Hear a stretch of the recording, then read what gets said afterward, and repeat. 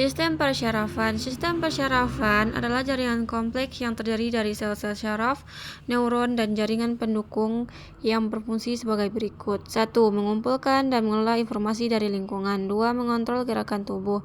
3. Mengatur fungsi organ dalam. 4. Mengatur emosi dan perilaku. 5. Mengatur proses berpikir dan kesadaran.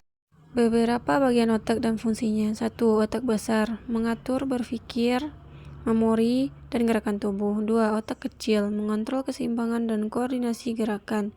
3. Lobus occipital, mengelola penglihatan dan gambar visual. Lombus otak adalah bagian utama otak besar yang memiliki fungsi spesifik dalam pengolahan informasi. Terdapat 4 lombus utama, yaitu 1. Lombus frontal. Lombus frontal yaitu mengatur pencernaan, mengambil keputusan, kontrol gerakan, dan pemikiran. 2.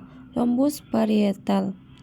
Lombus parietal yakni mengolah informasi sensorik seperti sentuhan dan suhu serta pengolahan spasial. 3. Lombus temporal. Lombus temporal yaitu mengontrol pendengaran, memori, dan pemahaman bahasa. 4. Lombus occipital. Lombus occipital yakni bertanggung jawab untuk pengolahan visual atau penglihatan. Selanjutnya kita masuk ke 12 pasang syaraf kranial. 12 pasang syaraf kranial adalah sebagai berikut. 1. Syaraf olfaktori. 2. Syaraf optik. 3. Syaraf okulomotor. 4. Syaraf troklear. 5. Syaraf trigeminal. 6. Syaraf abducens. 7. Syaraf facial. 8. Syaraf vestibulococlear. 9. Syaraf glossopharyngeal. 10. Syaraf vagus. 11. Syaraf aksori, dan terakhir 12 adalah syaraf hipoglosal. Selanjutnya yaitu mekanisme refleks dan rutan mekanisme refleks dan beserta contoh gerak refleks. Yaitu mekanisme refleks adalah respon otomatis tubuh terhadap rangsangan tanpa melibatkan otak secara langsung. Proses ini terjadi melalui syaraf yang disebut refleks ARC yang melibatkan beberapa komponen utama. Beberapa komponen utama adalah sebagai di bawah ini. 1. Reseptor. Reseptor adalah mendeteksi rangsangan. 2. Neuron motorik. Neuron motorik mengirimkan sinyal ke otot atau kelenjar untuk merespon rangsangan. 3. Efektor. Efektor yakni otot atau kelenjar yang merespon. Selanjutnya yaitu rute mekanisme refleks. 1. Rangsangan diterima oleh reseptor. 2. Impuls diteruskan melalui neuron sensorik menuju sumsum tulang belakang. 3. Di sumsum tulang belakang, impuls diteruskan melalui interneuron. 4. Impuls dikirim ke neuron motorik. 5. Efektor otot merespon dengan gerakan. Contoh gerak refleks. Refleks patella, menendang kaki secara otomatis saat lutut dipukul. Refleks menarik tangan saat menyentuh benda panas. 2. Yaitu sistem endokrin. Sistem endokrin adalah sistem yang mengatur fungsi tubuh melalui produksi dan sekresi hormon oleh kelenjar endokrin yang mempengaruhi organ dan sel tubuh untuk mengatur proses seperti metabolisme, pertumbuhan, reproduksi, dan keseimbangan tubuh. Berikutnya yaitu beberapa organ penghasil hormon beserta fungsinya. 1. Pituitari. Pituitari mengatur fungsi kelenjar lain, produksi hormon pertumbuhan. 2. Tiroid. Tiroid mengatur metabolisme tubuh. 3. Paratiroid mengatur kadar kalsium darah. 4. Pankreas mengatur kadar gula darah. 5. Adrenal menghasilkan hormon stres. 6. Ovarium mengatur siklus menstruasi dan kehamilan. 7. Testis mengatur perkembangan seksual pria.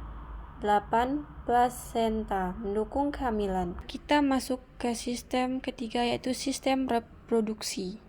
Sistem reproduksi terbagi dua, yaitu sistem reproduksi pria. Sistem reproduksi pria terdiri dari organ-organ yang bekerja untuk menghasilkan sperma dan hormon testosteron serta mendukung proses pembuahan. Berikut adalah penjelasan singkat. 1. Testis. 2. Epididymis. 3. Vas deferens. 4. Galenjar vesicula seminalis. 5. Prostat. 6. Uretra. 7. Penis. Selanjutnya, sistem reproduksi wanita. Sistem reproduksi wanita terdiri dari ovarium. Ovarium yaitu tempat menghasilkan sel telur. Tuba fallopi, saluran tempat pembuahan. Sedangkan rahim tempat janin berkembang. Selanjutnya serviks, yaitu leher rahim, dan vagina, saluran kelahiran. Sistem ini mengatur siklus menstruasi dan proses kehamilan. Selanjutnya kita masuk ke sistem yang keempat, yaitu sistem perkemihan. Baiklah, selanjutnya kita masuk ke sistem perkemihan. Sistem perkemihan adalah sistem dalam tubuh manusia yang bertugas untuk menghasilkan, menyimpan, dan mengeluarkan urin atau air seni.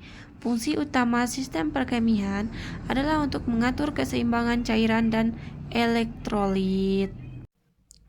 Fungsi sistem perkemihan adalah untuk menyaring darah, mengeluarkan limbah, dan kelebihan cairan dalam bentuk urin, serta mengatur keseimbangan cairan, elektrolit, pH tubuh, dan tekanan darah. Selanjutnya kita masuk ke anatomi sistem perkemihan.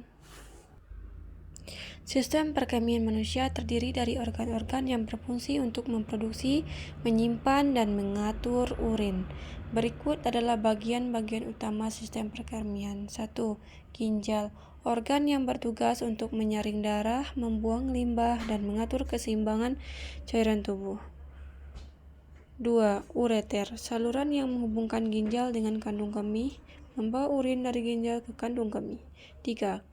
Kandung kemih atau vesika urinaria, tempat penyimpanan urin sementara sebelum dikeluarkan dari tubuh. 4. Uretra, saluran yang membawa urin dari kandung kemih keluar tubuh saat proses buang air kecil. Sistem perkemihan berfungsi untuk mengatur keseimbangan elektrolit, asam basa, serta mengeluarkan produksi sisa metabolisme. Selanjutnya kita masuk ke sistem yang kelima, yaitu sistem pernapasan manusia. Sistem pernapasan adalah proses pengambilan oksigen dari udara dan pengeluaran karbon dioksida dari tubuh. Proses ini terjadi melalui organ-organ pernapasan seperti hidung, tenggorokan, paru-paru, dan diafragma. Pernapasan penting untuk menyediakan oksigen yang diperlukan tubuh untuk menghasilkan energi dan mengeluarkan gas sisa berupa karbon dioksida. Selanjutnya, yaitu sistem pernapasan dari berbagai organ. Sistem pernapasan terdiri dari organ-organ yang bekerja untuk memasukkan oksigen ke dalam tubuh dan mengeluarkan karbon dioksida. Organ-organ utama dalam sistem pernapasan adalah sebagai berikut. 1. Hidung. 2. Faring. 3. laring. 4. Trakea. 5. bronkus. 6. paru-paru. Dan terakhir 7. diafragma. Nah, kita masuk ke sistem yang keenam, yaitu sistem muskuloskeletal. Sistem rangka adalah struktur tubuh yang terdiri dari tulang dan sendi yang mendukung tubuh, melindungi organ vital, serta memungkinkan gerakan. Rangka manusia terbagi menjadi dua bagian utama, yaitu rangka aksial atau tulang tengkorak, tulang belakang, dan tulang rusuk, dan rangka apendikular, tulang anggota badan dan penghubung. Sistem ini juga berperan dalam pembentukan sel. Sistem muskuloskeletal berfungsi untuk memberikan dukungan tubuh, memungkinkan gerakan, melindungi organ vital, memproduksi sel darah, menyimpan mineral dan energi, serta menjaga postur tubuh. Selain itu, sistem ini juga berperan dalam pembentukan suara melalui tulang-tulang tertentu. Komponen utama sistem muskuloskeletal terdiri dari tulang. Tulang memberikan struktur dan dukungan serta melindungi organ tubuh. Otot menghasilkan gerakan dengan kontraksi otot yang menarik tulang. Sendi menghubungkan tulang satu dengan lainnya, memungkinkan gerakan. Tendon menghubungkan otot ke tulang, memungkinkan gerakan. Ligamen menghubungkan tulang ke tulang, menjaga stabilitas sendi. Terakhir, jaringan ikat menyongkong dan menghubungkan berbagai komponen dalam tubuh seperti tendon dan ligamen. Gangguan pada sistem muskuloskeletal meliputi cedera, peradangan, infeksi, dan penyakit degeneratif seperti osteoartritis, artritis. Akibatnya bisa berupa sendi pembengkakan, penurunan rentang gerak, kelemahan otot, deformitas tulang, atau gangguan mobilitas yang mengganggu aktivitas sehari-hari. Yang ketujuh, kita masuk ke sistem integumen. Sistem integumen adalah sistem tubuh yang meliputi kulit, rambut, kuku, kelenjar keringat, dan kelenjar minyak.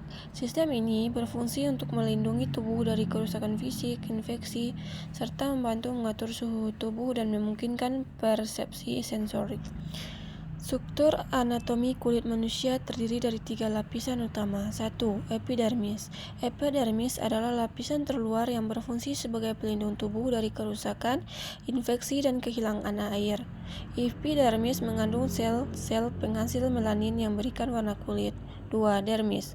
Dermis adalah lapisan tengah yang lebih tebal berisi pembuluh darah, folikel rambut, kelenjar keringat, dan serabut syaraf. Dermis berfungsi untuk memberikan kekuatan, elastisitas, dan penyediaan nutrisi untuk kulit. 3. Hipodermis, lapisan terdalam yang terdiri dari jaringan lemak dan jaringan ikat. Hipodermis berfungsi sebagai bantalan pelindung, penyimpanan energi, dan pengatur suhu tubuh. Selanjutnya sistem yang ke-8 yaitu sistem kardiovaskular. Sistem kardiovaskular pengertiannya adalah sistem tubuh yang terdiri dari jantung dan pembuluh darah yang berfungsi untuk mengedarkan darah ke seluruh tubuh. Sistem ini mengangkut oksigen, nutrisi, dan zat-zat penting lainnya ke sel-sel tubuh, serta membuang produk sampingan seperti karbon dioksida. Selanjutnya yaitu sistem peredaran darah atau sistem kardiovaskular adalah sistem tubuh yang terdiri dari jantung dan pembuluh darah yang berfungsi untuk mengalirkan darah ke seluruh tubuh, membawa oksigen, nutrisi, dan hormon, serta mengangkut produksi sisa metabolisme keluar dari tubuh. Sistem peredaran darah terdiri dari jantung, pembuluh darah, dan darah. Jantung berfungsi memompa darah ke seluruh tubuh. Pembuluh darah terdiri dari arteri, membawa darah dari jantung, vena membawa darah kembali ke jantung, dan kapiler, tempat pertukaran gas dan nutrisi. Darah membawa oksigen, nutrisi, dan zat penting lainnya ke sel-sel tubuh, serta mengangkut karbon dioksida dan produk sampingan metabolisme untuk dibuang. Proses peredaran darah dimulai saat jantung memompa darah ke arteri, lalu mengalir ke kapiler untuk bertukar zat dan kembali ke jantung melalui vena. Sistem yang selanjutnya yaitu sistem hematologi. Sistem yang ke-9 yaitu sistem hematologi adalah cabang ilmu kedokteran yang mempelajari darah, organ pembentukan darah, dan gangguan-gangguan yang terkait dengan darah. Ini mencakup pemahaman tentang sel darah, pembekuan darah, serta kondisi medis seperti anemia, leukemia, dan hemofilia. Komponen-komponen sistem hematologi yaitu 1. Plasma darah.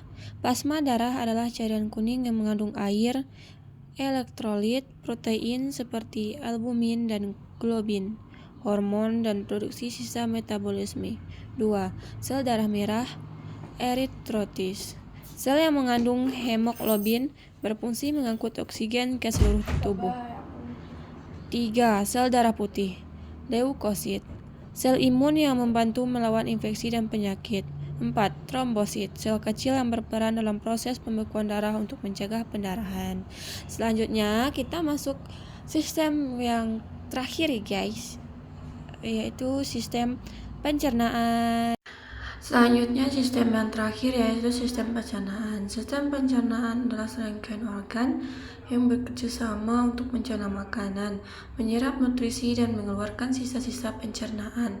Proses dimulai dari mulut, memamah makanan, kemudian makanan bergerak melalui esofagus ke lambung, usus halus, tempat utama penyerapan nutrisi, usus besar untuk penyerapan air dan perbentukan feses, dan akhirnya dikeluarkan melalui anus.